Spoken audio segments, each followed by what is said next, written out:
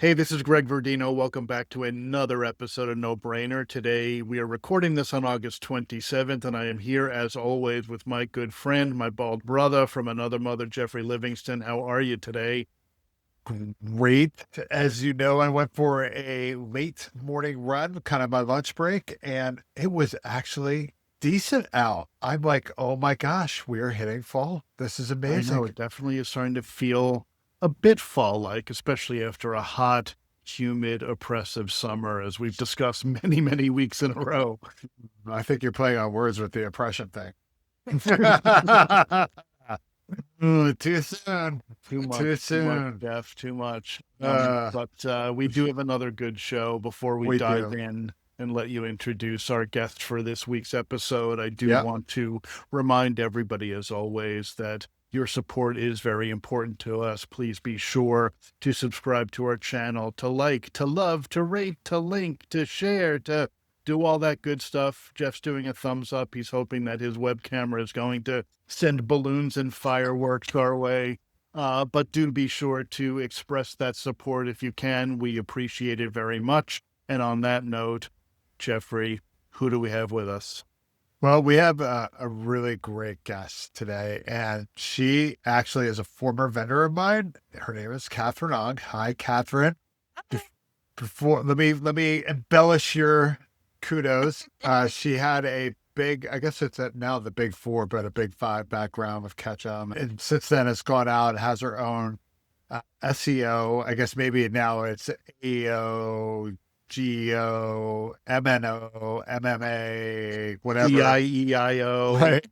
But basically, search optimization organization, and she helped one of my former brands really crush it. She helped us increase traffic by 300%. So I ended up having a conversation with Catherine when all this answer engine optimization hubbub started to really peak and start hitting the media about 4 or 5 months ago. And of course, she's up to speed and rocking and rolling for all her clients. So, what better person to have on than Catherine, somebody that actually does this work to understand, help everybody else understand what we're dealing with. Katherine, welcome to the show, founder of WO Strategies and Search Grid. Ah, thanks. I know it's funny because I posted today because this is my anniversary month for my business. I am at year 10 and I Wow. happened to flag my work with cancer.gov and Peter over who used to be the head of communications over there actually called me a search Sherpa. I think that's brand new for me. I've been called a search fairy godmother and now a search Sherpa. So there you go. It's like back to the social media days when everybody had a weird name. Remember, I know, Sashi was the social media swami. Yep. And right? I I'm do pretty remember that sure actually. Yeah. Yeah, yeah, right. You Chris remember Penn was Shashi. a Chris Penn was a ninja something or other, or a something other ninja. Yeah, Yeah. yeah. And you were just a cranky old bastard at that time. Just Although saying. prematurely old, but still cranky. Now I fit. The beard matches. So, so Catherine, obviously there's a lot going on, and we're in a really weird time. I feel like with information, where people can just say things on LinkedIn and or even put out studies that have maybe surveyed 40 or 50 people and have finite answers.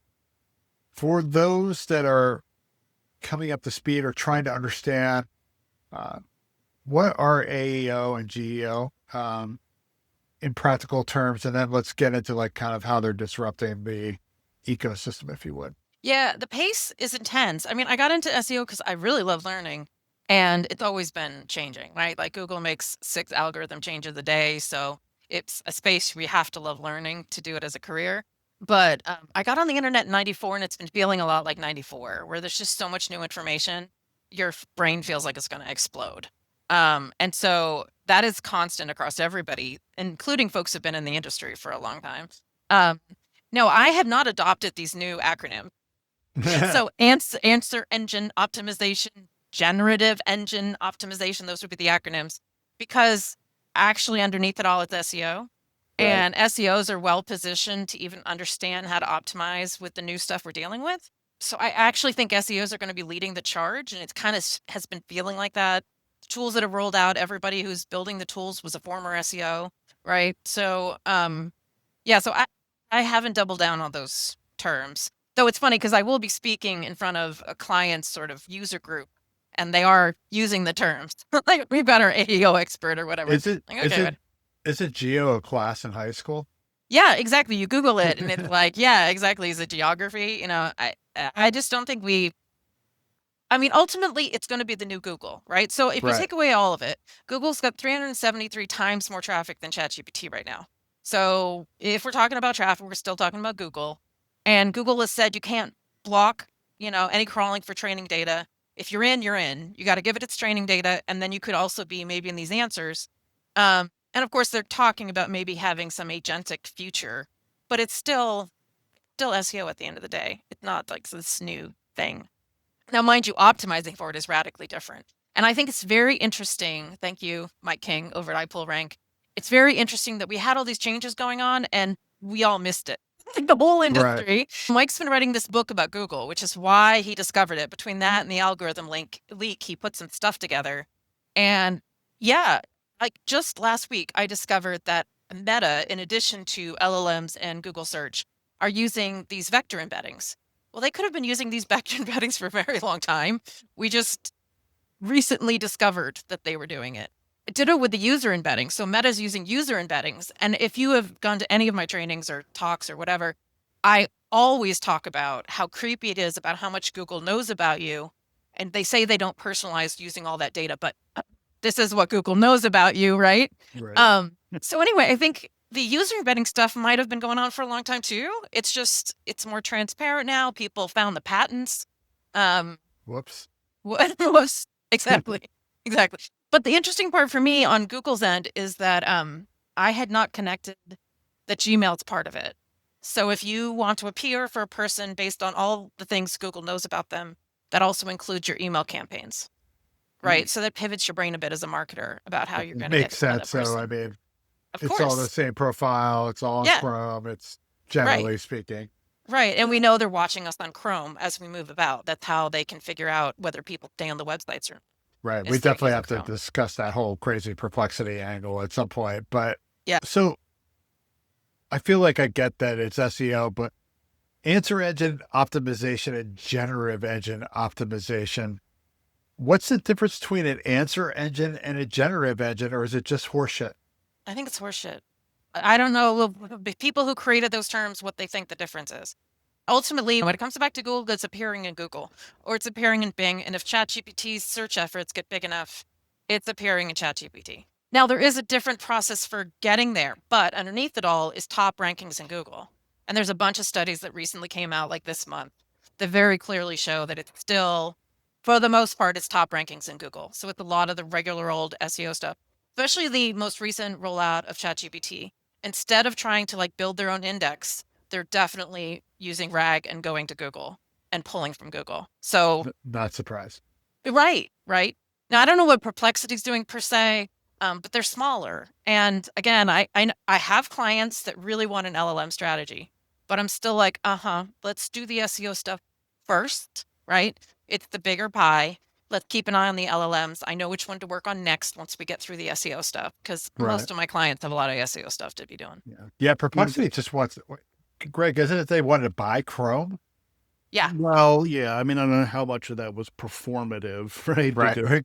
Hey, we're Perplexity. Media, pay attention. but right. I think Claude now has a Chrome plugin, and you have, I mean, Perplexity has their own browser now. I don't think anybody uses it, right? But they've got Comet now. So I think it was just they weren't getting enough media coverage or something, and Sam Altman was out shouting them or whatever. And they said, hey, let's make this like just balls out offer to spend a ton of money on a Google product. I mean, who knows?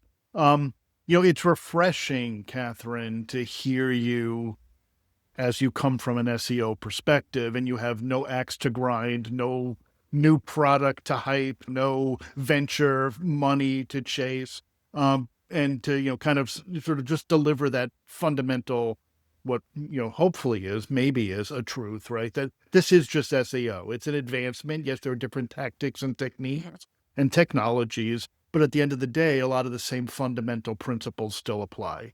What would you say, from your perspective, flat out does not change? What are the things that have been good practice all along that remain good practice that people still need to put their energy and effort against? So you need to make sure that you're allowing crawling, right? So I have some clients where they're on Cloudflare. Intermittently, Cloudflare will block Googlebot, right? So don't do that. Allow crawling, which includes if you want to be in the LLMs allowed, their crawling too. Um, and then the interesting part that has changed a little is that, though we've been telling people to do this for a while, put the essential stuff in HTML. So the LLMs cannot read JavaScript. And as SEOs, if we see a full-on JavaScript web page or site, we're going to encourage that the navigation and the text is in HTML anyway. So that's new, but not really new. Writing well-structured. I find it very intriguing that the LLMs rely heavily on things that are also ADA requirements and SEO best practice, which is well-nested headers, as well as paragraphs underneath the headers that talk about the, like Yeah. semantically connected. Um, Structured data still helps from the RAG perspective. It helps Google understand who you are. So that's still a thing. Things like cleaning up your online presence universally, which is definitely a requirement for local SEO, and then is a requirement for my bigger brands because I want them to have either A get a good knowledge reputation. box or claim the knowledge box and link all that stuff up, right? So that's a piece of it, which we've been telling people. I've been training folks on what the industry calls fraggles, right? Which are these fragments or paragraphs, which is the key to the cosine similarity right now, having a topic that's well matched and closely related to the paragraph underneath. So I've been talking about that. Whether everyone's been adopting it is something totally different. I know Healthline was definitely adopting it because I've used that as an example. Whether everybody has, who knows? But those are still like legit signals to keep an eye on. So yeah, crawling and then making sure that you get in the index and knowing that Google, the big change I guess might be a year or two ago, I forget when the Google Helpful update rolled out. They changed the requirements for getting in the index. And even with my high domain authority clients like National Academy of Sciences, not everybody gets into the index. Indexing has gotten harder over the last 6 years or so. And it's because your content has to be quality enough and enough search demand to put it in the index. So while they could come and they could crawl and maybe they turn on rendering and they can see everything, they might not actually stick your stuff in the database. And you can't rank until it's in the database. So that's sort of a big change for people that aren't following SEO, but it's honestly been a reality for the last 6 years. Hmm. But that's what I usually train people on. I'm like, hey, this is what this update means. And for Google, it means having a clear author and having somebody with hands-on experience and expertise and authority and making that clear on the website. So for my clients, it's somewhat new, maybe if I'm working with a new client, but it's not necessarily new in relation to our SEO checklist kind of stuff we've been doing. I guess the only change is that the LLMs rely on mentions, not links. So you need to make sure that you've got your semantic triple. Like, what is your brand about? Like, so if it's Nike, it should be sneakers, right, as one of them. And making sure that's mentioned in the trading data and the appropriate places. And before it was like a link thing. And the links are still important for the ranking in Google. But the LLMs in particular are going to scrape their training data and try to pull people where the brand is next to the topic. That's a little new. Mm-hmm. Um, So but it's a generally, I think the cosine similarity is new. But a lot of it has not changed. Yeah, because I'm thinking while that's new, air quotes for the people who are not watching but listening, um, it also sounds very obvious, right? Why Yeah. would Nike not associate their brand closely with sneakers or Cognitive Path associate closely with AI consulting or your company associate closely with SEO, right? I mean, maybe brands have gotten a little bit too far away and kind of too soft and conceptual and all of that stuff, but it doesn't sound like there's a lot going on that is so earth-shaking that people should be banging the drum, as many are, about the death of search. And now it's all about being in the answer. Yes, you need to be in the answer, but you also need to still do all the fundamental things you've always done or always should have been doing as a search marketer. Right. Yeah, I think the big change which we haven't talked on, which has nothing to do with the LLMs, there's three really big changes that have happened in the last 3 years that are really impacting all of this. One is that social has been zero click for a while. Like you put a link in, you get suppressed. Now search is And zero now click. it's worse than zero clicks, I feel Right, like. exactly. yeah. the other thing is that people actually aren't going to Google to solve their problems. They're solving their problems on channels we can't track very well, like chatting with their friends or a Facebook group or whatever. And when they come to Google search, most of the time they're searching brand queries. So that's a big change. And then our marketing data has radically changed. GA4 really changed the playing field. And then 67% of US adults ditch cookies. That's a huge number. And so we're Right. just losing Yeah. marketing data, and these LLMs go into direct. The AI overviews and AI mode also direct. The measurement is getting really mushy, right? So that's a huge challenge for marketers, and they should be adjusting their KPIs this year if they have not. Those aren't necessarily driven by this LLM answer thing, There's AIO, more whatever you want to call it. larger Just more larger ecosystem. things that are unfortunately happening at exactly the same time, which make this year super challenging. But AI is an easy foil for that, right? Yeah. As usual. But with that in mind and the inability to execute with precision, kind of like we used to, what are some of the answers? And can AI help with that? Yeah, I mean, I have integrated AI into a lot of my workflow, and I'm a training-oriented consultancy. So I train all of my clients on technical SEO and how to write for SEO because they're expertise, subject matter experts. I'm not writing their content, you know. So I'm helping them rework their process and speeding it up by using AI. I think that AI does a great job at writing meta descriptions, for instance. They can help with creating a content brief. They can help you with the brainstorming. I mean, I use them in a variety of places and have ever since AI came on the playing field. What was the rest part of the question? You were talking about integrating AI.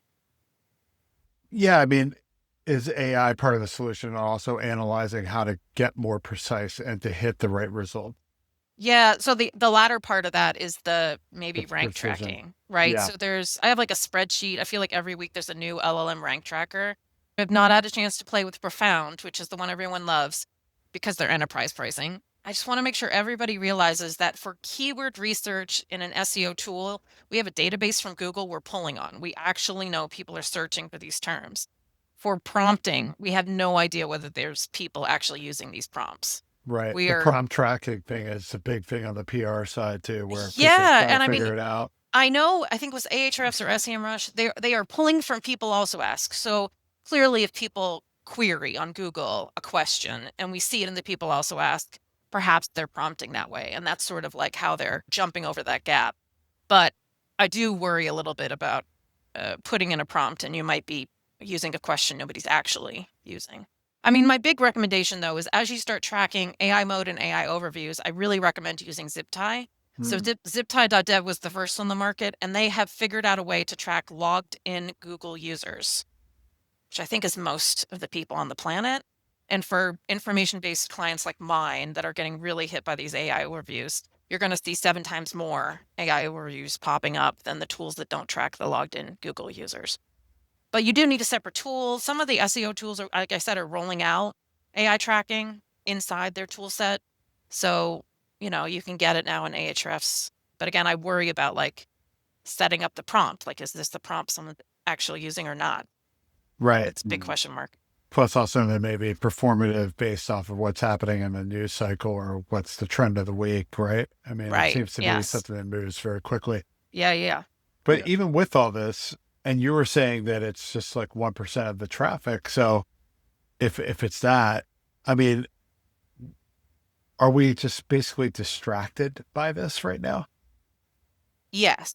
I have a client that's wants their content stolen. They're an open data platform. And Sure. for them, I want to say Makes that sense. it's a developer audience. And so they've got a little bit more AI activity than what would be the norm. But we're talking about like maybe 3% or something. It's still not the big traffic driver. It's like Um, Yahoo. yeah. Yeah.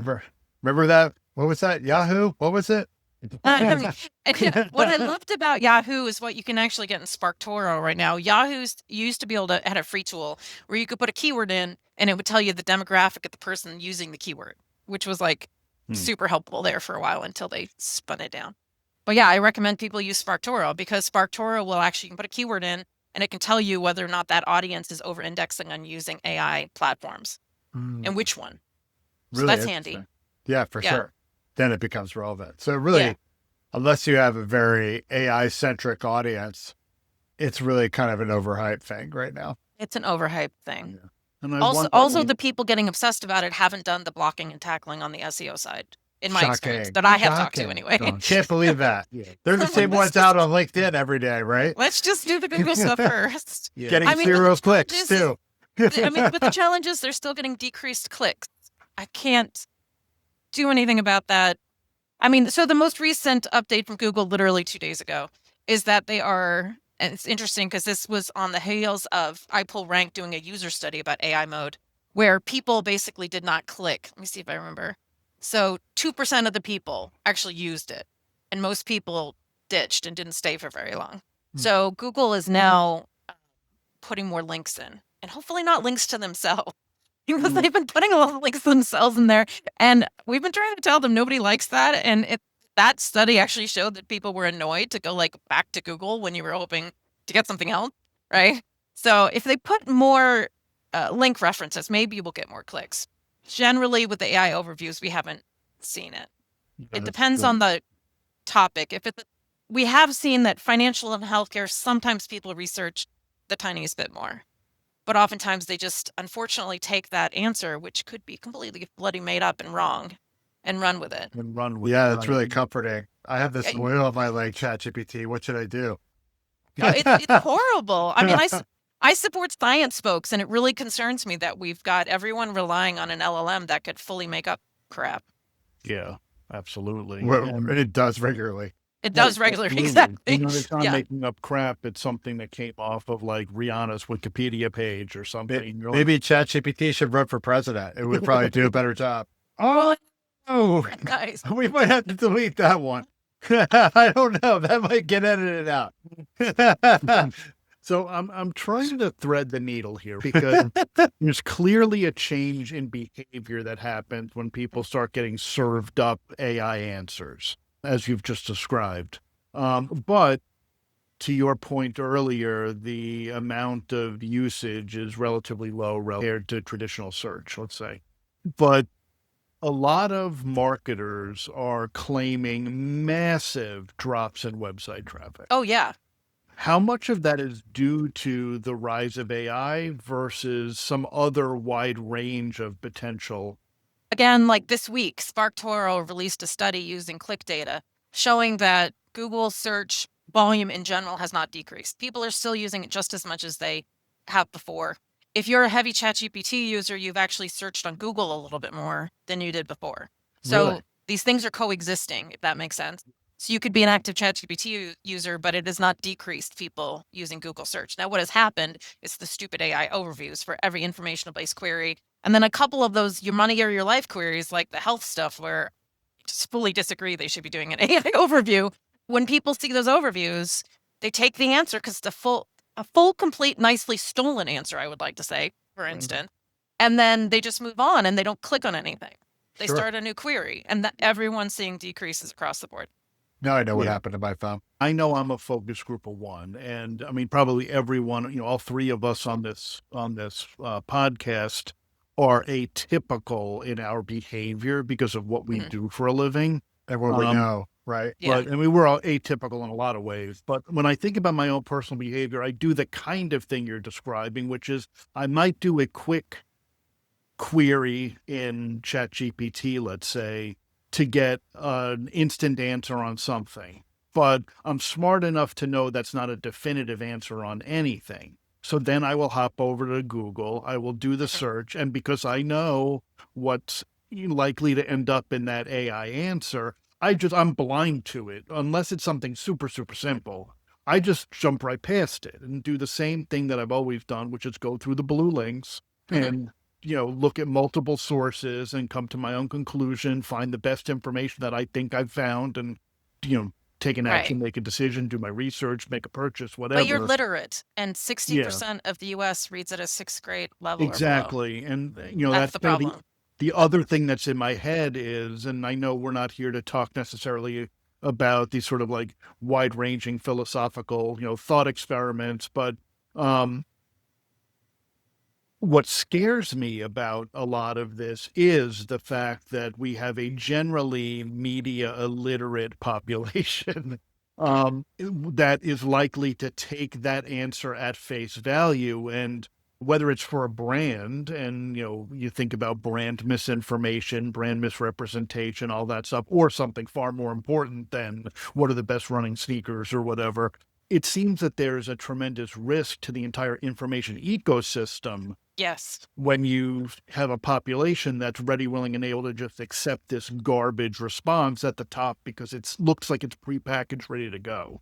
And they don't know that it's a autocomplete system, right? It's just a Mad Libs. That's all LLMs are. They think it's like somehow more intelligent than that, which is not. And I mean, I'm in a couple like chronic health condition type Facebook groups, and dear God, the number of people sticking their health information into ChatGPT, and then either one, sticking their health information into ChatGPT, which is the problem, or two, like taking the answer as like gold without triple checking anywhere. And I am the one that's like, do you know how LLMs work? Like, and people don't. And my mother, who's like 77, well educated, but of the generation that just believes everything from Google, right?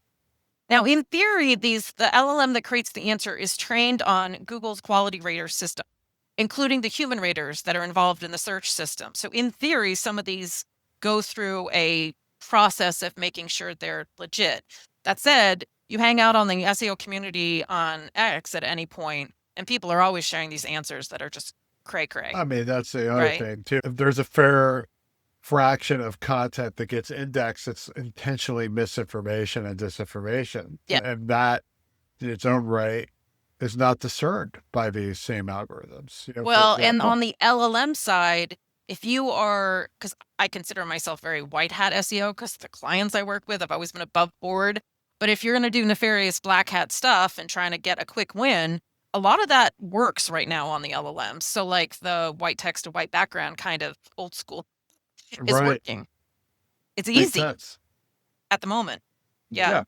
And it's because there's no rules, regulations, or anything. No, because they're new to this whole spamming thing. Yeah. Google's been doing the spamming thing for a very long time, and they just rolled out a spam update this week. They're trying to stay ahead of the spammers, and I don't know that these LLMs realized how much of a problem that would be, right? I don't know if they care. Manpower they might need, and maybe they don't care. They don't care until they're called out on it. Usually. Right. But at that point, somebody like the kid who just killed himself because he got counseled by ChatGPT to do so.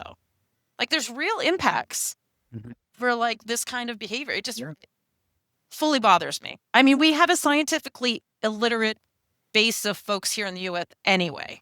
And now you're making it that much harder for me to get accurate science information to the end user. And sometimes you're gobbling it. You're totally making stuff up. It just... it's painful. It's painful. And then politically, it's painful. Everybody has a user embedding related to the content that they get off the internet, like their social profiles they follow and all of that. Uh-oh. And so the filter bubble is significantly worse than we thought it was. Yeah. Right. And you can see it all the time on any social network. It's just unbelievable. I mean, it's the same with Google, obviously. And to what extent does that bubble get bubblier when you're looking at AI answers? I think about like when I use ChatGPT, the number of times ChatGPT has served up myself in the answer. Right. Like if I say, who are the top keynote speakers on such and such a topic, and my name is in there, or who are the top AI consultancies, and Cognitive Path will be in there, which is true, by the way, for anybody listening. However, you should have called us last week, not this week. However, if I then challenge it and say, hey, by any, because it'll be like the top consultancies for AI are McKinsey, BCG, and, Cognitive Path. And I'm like, and I'll be like, gee, Cognitive Path seems like an outlier there. Why did you mention that? And it's like, well, because of our previous transactions, I get the sense that you were involved with Cognitive Path. So I wanted to make, it's like, so to what extent are these AI answers just confirming what an individual already knows or parroting back their behavior? They're all personalized to you and your use of the tool. So yes, they will. And then they're also not so much the Google answers, but the LLM answers. The actual LLM has been trained to flatter you. Right. Of course. Yeah. The sycophant complex. Right. Exactly. Right. And that's where I start to wonder when we even talk about optimizing for something like ChatGPT, if ChatGPT is going to customize those responses to the individual based on its prior interactions with that individual, how well can somebody, even an organization, a brand, a nonprofit, or whatever, break through that bubble when the LLM is just trying to be a people pleaser anyway? So my suggestion, if you have budget, Hmm. is you run a user test with something like user testing, starting from search with your target demographic and an example of something you want them to get done without leading, right? And watch what they do and have them talk out loud about how they're interacting with the interface. Then you're going to actually figure out what websites they visit, what the social is, how they think about how you structured on the page. It's so insightful. Okay, not everybody has that budget, but that's like I think the gold standard if you could do it. What's And the the user cost of stuff, that roughly for somebody that's listening? oh, it's like 12,000 a year or something. There's a couple cheaper ones out there, but the concept of like getting a user 12,000 a year, it test seems like a drop in the bucket for most marketers for, who do well, that. yeah. So like start from search with a scenario and just let them talk out loud and see what you get. So that is absolutely the best plan. Now, if you can afford that, SparkToro is getting you halfway there. So if you can either put in your whole domain, or if you haven't optimized for anything yet, you could put in the keyword, right? So if I put in a particular keyword, you're then going to see all the places these people go online and other topics they're interested in. I just did this for a client, and I knew that they had like a developer audience and like a government policy audience. And as I was looking at it, for one particular keyword, I saw that that person goes to every single other military website. And I was like, oh, there is a military person who cares about the website. I did not know that. But then you know what podcasts they go to, what YouTube channels they're on, and you can start a surround sound strategy, which would influence their user embedding. But you need to take your old persona plan and put it on the shelf. And instead, I'm calling them user groupings, but think about grouping users together based on where they hang out online. It's not going to be perfect because everybody's like fully personalized to the like nth degree, but it's closer than what we've been doing. Right. So now you know you have to hang out on Reddit. You try to get on this guy's YouTube channel. You got to get on this podcast. You make sure that person gets on your email, so you're getting into their Gmail account, etc. Rinse and repeat for every bigger user grouping that you have. So SparkToro also only works in English, unfortunately. Canada, the US, and the UK. I don't have a solution outside of that. And if anybody's listening and has a solution, let me know because I need that. But at the moment, I think those would be your two plans for attempting to tackle that user embedding part. But you can never measure it, right? You can never say, I definitively am getting in front of this person unless you somehow rework the user testing test again or something. Again, it wouldn't be definitive. You're like, hey, now we're showing up more for this demographic, a new demographic that's similar that we recruited maybe. Yeah. How are you measuring success now, given everything? I mean, so for my clients, all we're doing is tracking in GA4 as a new channel, all the LLMs coming in to start to see how much traffic that actually looks like. And then for some of them, we're looking at this prompt rank tracking option. And I think for AI mode and AI overview, it's pretty straightforward to kind of figure that out. It's the ChatGPT and not knowing if anybody is using the prompt that gets a little wishy-washy. But that's all we're doing. I don't have anybody that's doing whatever the next step would be because, again, they still have basic blocking and tackling on the search side to tackle. Yeah. Something I'm thinking about, brand, it's 2025, right? End of August 2025. Yeah. God, we feel it, don't we? But Is it 2028 yet? Yeah. Brands are still very much focused on kind of controlling a very carefully constructed narrative about the brand. Now, they should have learned 20 years ago that, maybe more than that, but certainly 20 years ago when social came onto the scene, it should have dawned on them, because people like Geoff and I have been telling them for that long, that you don't control your narrative, right? United breaks guitars.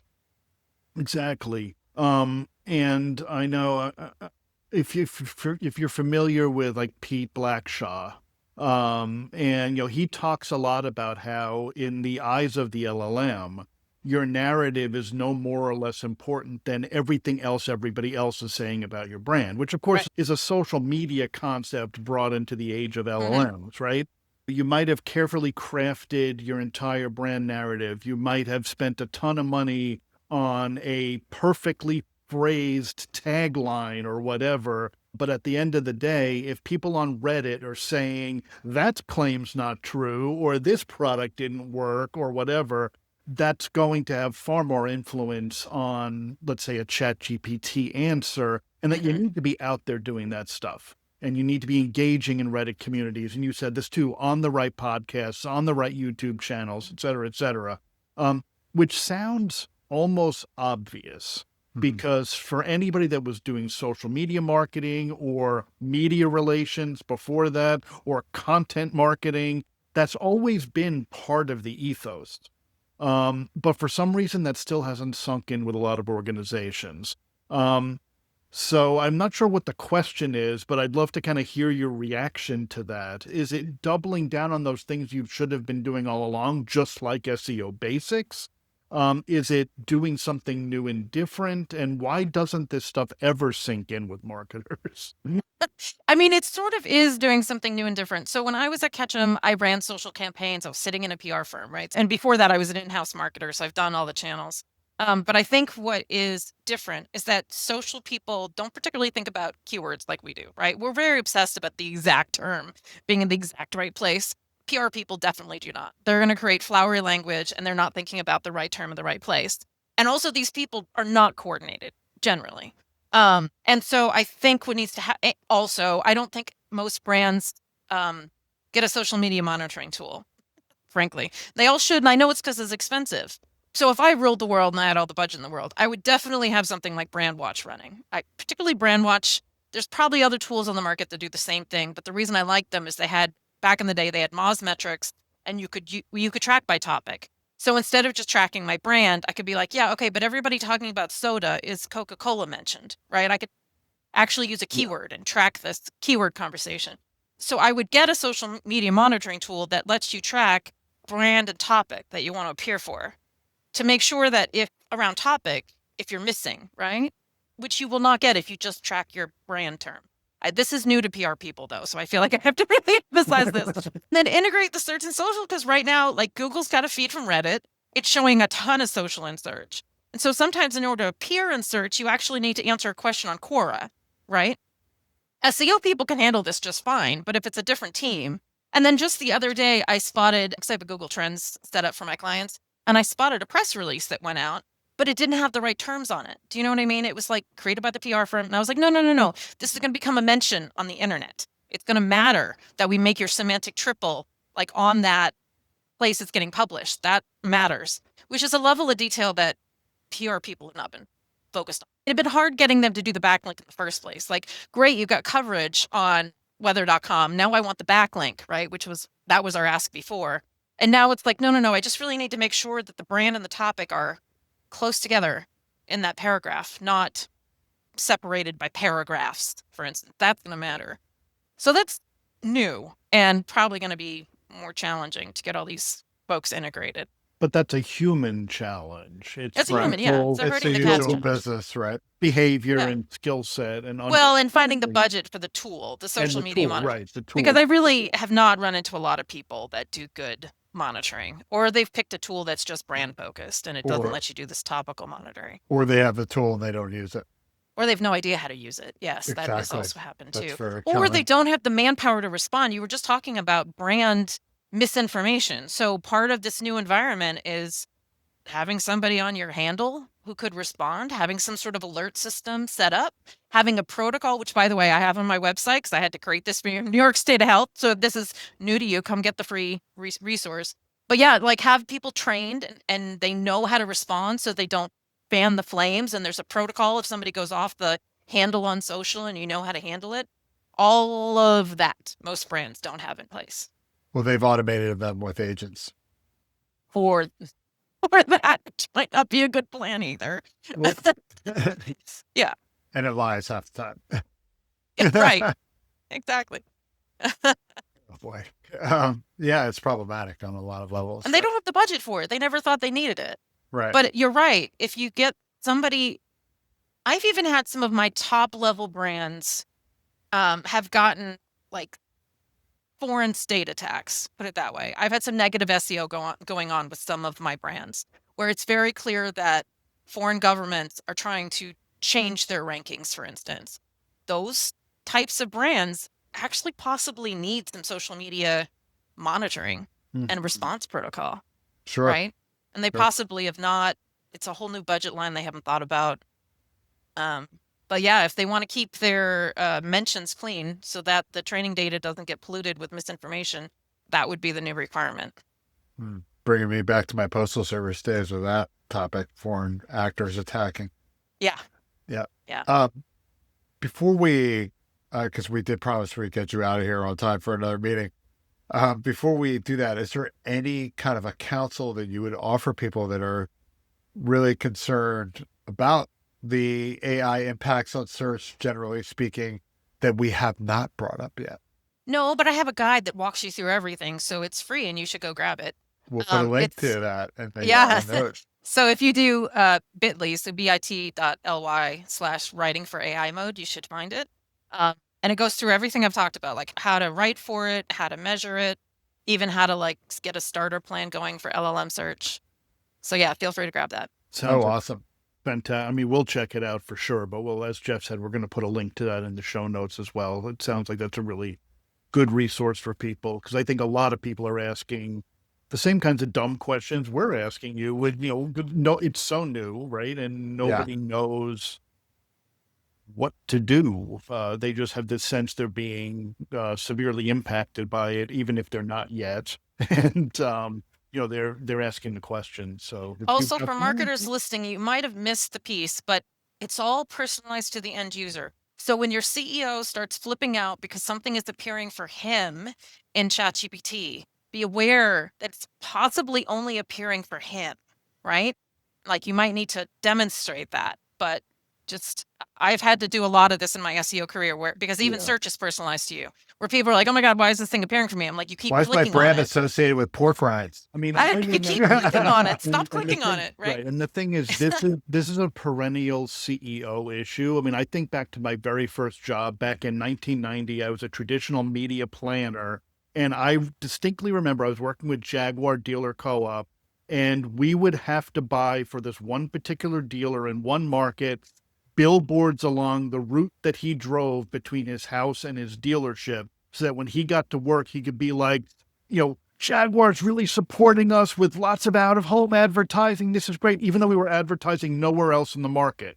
And, and so I think the other thing, the opposite of what you just described, is the false positive, where the CEO gets super excited that we're doing something right. Yes. When in fact, you're not doing anything. And the net effect of that becomes a negative, which is they deprioritize it. They don't fund the tools you need, the people you need to do the job well, because they think for their chat GPT, they've seen the right answer, you're good.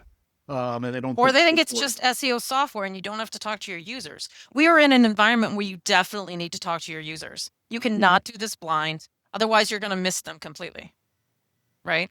Yeah. Yeah. Which So, I think yeah. that alone is great counsel. Worth the price of the podcast. 100% right. So with that, I think, Katherine, thank you so much. Where can everybody find you? Oh, so I'm wostrategies.com.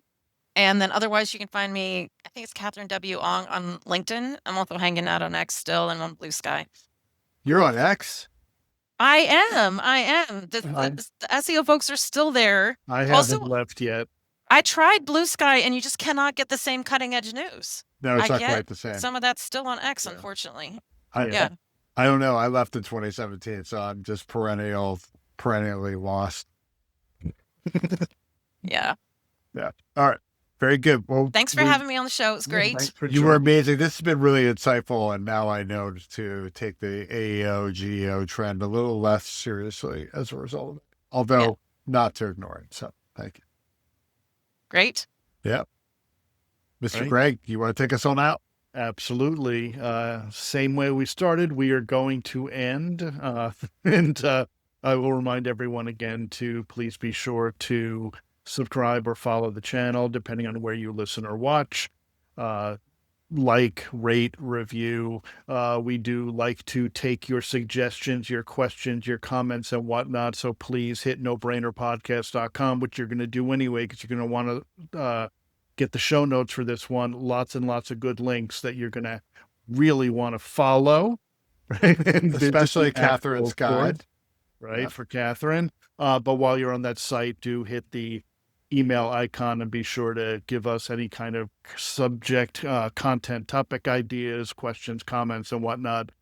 We do appreciate that. We appreciate you spending this hour or so with us, Katherine. Thank you very much. And we also appreciate everyone who's been listening, spending their time with us as well. And with that, we are thankfully, for you, not for us, but for you, we are out of here. Until next time, take care. Cheers. Cheers. All right.